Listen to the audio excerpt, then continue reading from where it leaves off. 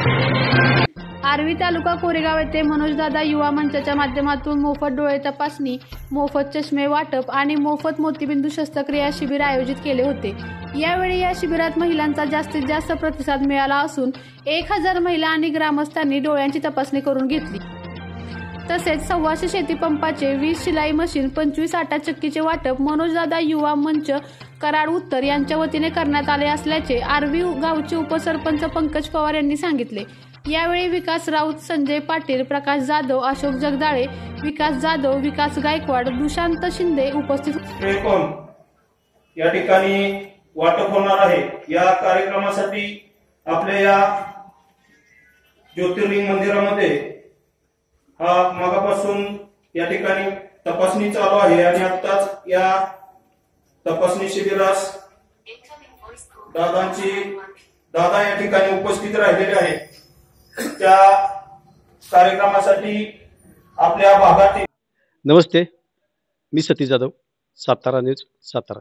आज आपण आर्वी तालुका कोरेगाव येथे असून आज मनोजदादा युवा मंच कराड उत्तर आणि मनोजदादा यांच्या माध्यमातून नेत्र शिबिराचे चिकित्सालय आयोजित केले होते।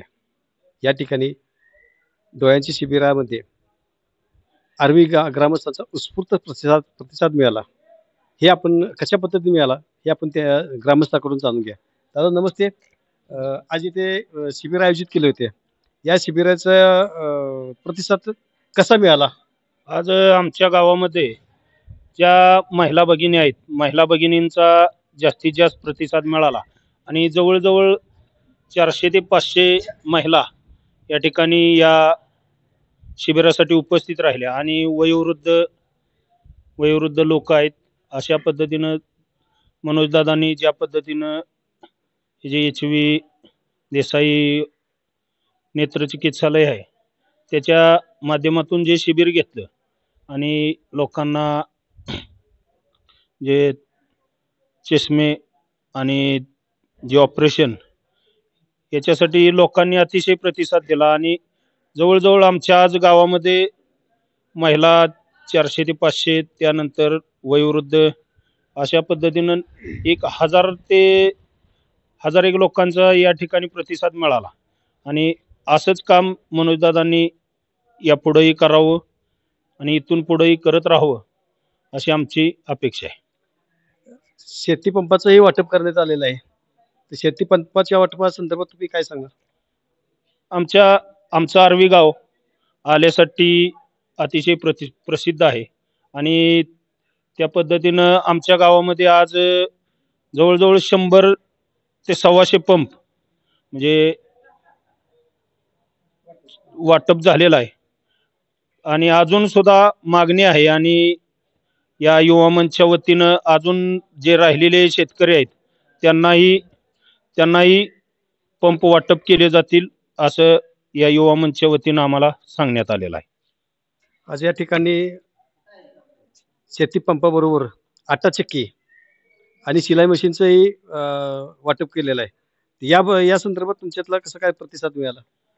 आमच्याकडून आज शिलाई मशीनसाठी जवळजवळ 10 ते 15 महिलांनी या ठिकाणी शिलाई मशीन घेतलेले आहेत आणि आटा चक्कीसाठी 20 ते 25 महिला सखी मंचच्या वतीनं आम्हाला 20 ते 25 महिलांना आटा चक्कीचंही वाटप झालेलं आहे। आज या ठिकाणी आयोजित केलेल्या शिबिरामध्ये जवळपास 1000 ते 1200 लोकांनी या शिबिरामध्ये सहभाग घेऊन 150 ते 200 लोकांचं मोतीबिंदूचं शिबिराचं नियोजन झालेलं आहे। तर त्यांचं मोतीबिंदूचं ऑपरेशन पुणे ते HV देसाई हॉस्पिटलमध्ये मोफत करण्यात येणार असल्याचे आयोजकांनी सांगितले। त्याच पद्धतीने जवळजवळ 700 ते 800 चष्मे फ्रीमध्ये वाटलेले आहेत। या संदर्भात आयोजित केल्यामुळे मनोजदादा युवा मंच आणि मनोजदादा यांचे ग्रामस्थांनी आभार मानले। धन्यवाद। सातारा न्यूजसाठी सतीश जाधव। चॅनलवर सबस्क्राइब करा, लाईक करा, शेअर करा आणि बेल आयकॉन प्रेस करायला विसरू नका।